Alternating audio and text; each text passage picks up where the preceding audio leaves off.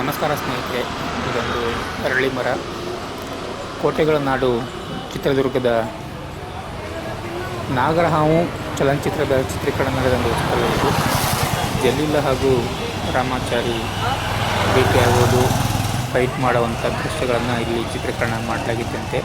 ಇದು ನಗರದೊಳಗೆ ಹೋಗೋದಕ್ಕೆ ಇರುವಂಥ ಒಂದು ದಾರಿ. ಇದು ಇಲ್ಲಿ ಪಕ್ಕದಲ್ಲಿ ಆಂಜನೇಯ ಸ್ವಾಮಿ ದೇವಸ್ಥಾನವನ್ನು ಕಟ್ಟಲಾಗಿದೆ.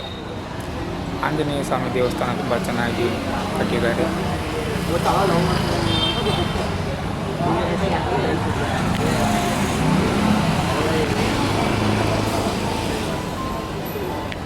ಇದೆಲ್ಲವೂ ಓಪನ್ ಪ್ಲೇಸ್ ಆಗಿತ್ತಂತೆ ಆಗ ನಾಗರಹಾವು ಚಿತ್ರದ ಚಿತ್ರೀಕರಣ ಸಮಯದಲ್ಲಿ.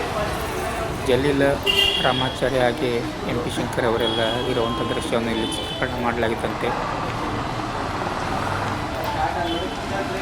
ಈಗ ಬಹಳಷ್ಟು ಬದಲಾವಣೆ ಆಗಿದೆ, ಬಹಳಷ್ಟು ಡೆವಲಪ್ಮೆಂಟ್ ಆಗಿದೆ.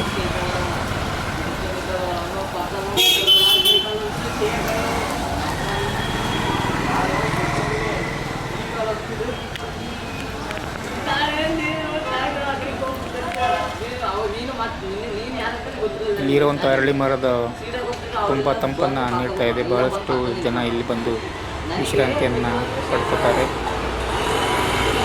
ಹಾಗೆಯೇ ಇಲ್ಲಿ ಅರಳಿ ಮರದ ಬುಡದಲ್ಲಿ ನಾಗರಹಾವಿನ ಮೂರ್ತಿಗಳು ಅಲ್ಲಿ ಪೂಜೆಗೆ ಎಲ್ಲ ಮಾಡ್ತಾರೆ.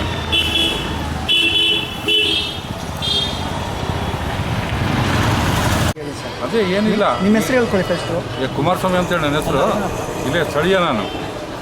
ಇಲ್ಲೇನಾಗಿದೆ ಅಂತಂದರೆ, ಇಲ್ಲಿ ಏನು ಕೋಟೆಗೆ ಅಟ್ಯಾಚ್ ಇರ್ತಕ್ಕಂಥ ದೇವಸ್ಥಾನಗಳಿದ್ವು.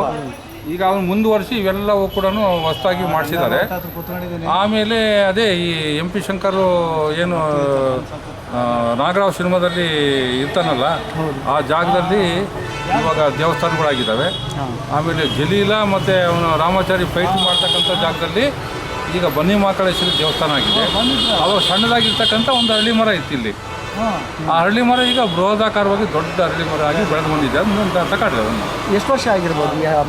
ಇದಕ್ಕೇನಿಲ್ಲ, ಒಂದು 1972 ಅಂದರೆ ಲೆಕ್ಕ ಹಾಕಿದ್ರೆ ಎಷ್ಟು ವರ್ಷ ಆಗುತ್ತೆ? 1972 ಅಂದರೆ ಆಲ್ಮೋಸ್ಟು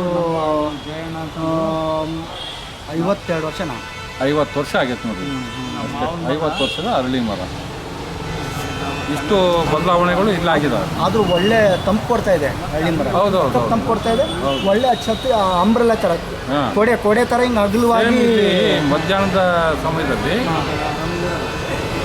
ಈ ಜನಗಳು ಹೋಗ್ತಕ್ಕಂಥವ್ರು ಅಟ್ಲೀಸ್ಟು 1 ಗಂಟೆನಾದರೂ ಕೂಡ ವಿಶ್ರಾಂತಿ ಮಾಡಿ ಪಡ್ಕೊಂಡು ಹೋಗೋಣ ಅನ್ನೋ ಒಂದು ಲೆಕ್ಕದಾಗೆ ಜನಗಳು ಇಲ್ಲಿ ರೆಸ್ಟ್ ಮಾಡ್ತಾರೆ. ಒಂದು ಲೆಕ್ಕ ಇದು ನೋಡಿ ಸರ್.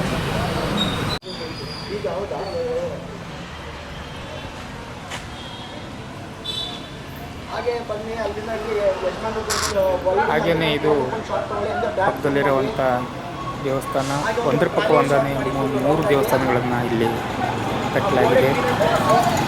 ಭಾಳಷ್ಟು ಬದಲಾವಣೆ ಆಗಿದೆ, ಡೆವಲಪ್ಮೆಂಟ್ ಆಗಿದೆ ಅಂತ ಹೇಳ್ಬೋದು. ಸುಮಾರು ಒಂದು 72ರಲ್ಲಿ ಸಿನಿಮಾ ಚಿತ್ರೀಕರಣ ಆಗುವಾಗ ಭಾಳಷ್ಟು ಖಾಲಿ ಜಾಗ ಇದ್ದಂತೆ ಇದು.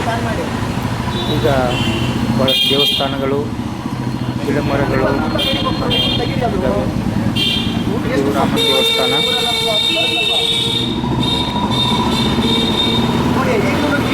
ಜನ ಇದ್ದಾರೆ ಅಂತ ನೋಡಿ, ಅವ್ರು ತೆಗೀರಿ, ಬಿಂದಿಯಲ್ಲಿ ನೀರು ತೊಗೊಂಡ್ಬರ್ತಾರೆ. ಚೆನ್ನಾಗಿ ಇಲ್ಲಿ ಪಾರ್ಕಿಗೆಲ್ಲ ನೀರು ಹಾಕ್ತಾರೆ. ಅಲ್ಲ, ಆದರೂ ಕಷ್ಟಪಡ್ತಾರೆ ಅವರು.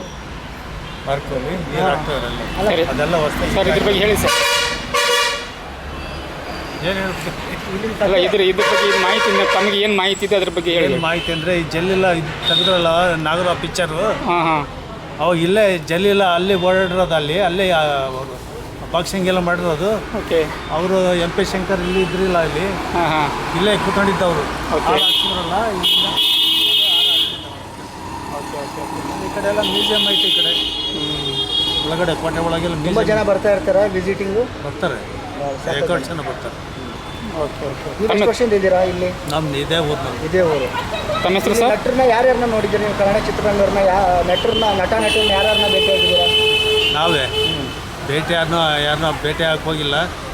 ಗೊತ್ತು, ರಾಜ್ಕುಮಾರು, MP ಶಂಕರು, ಉದಯ್ ಕುಮಾರು ಎಲ್ಲ ಲೆಜೆಂಡ್ ವ್ಯಕ್ತಿಗಳನ್ನೇ ನೋಡಿದ್ದೀರಾ? ಹಳೆ ಹಳೆ ಹುಲಿಗಳೇ. ಹೌದು ಹೌದಾ, ಈಗಿನ ಪಿಕ್ಚರ್ ನಾವು ನೋಡೋಕ್ಕೂ ಹೋಗಲ್ಲ ಈಗ. ಹಾಂ ಸರ್ ತಮ್ಮ ಹೆಸರು?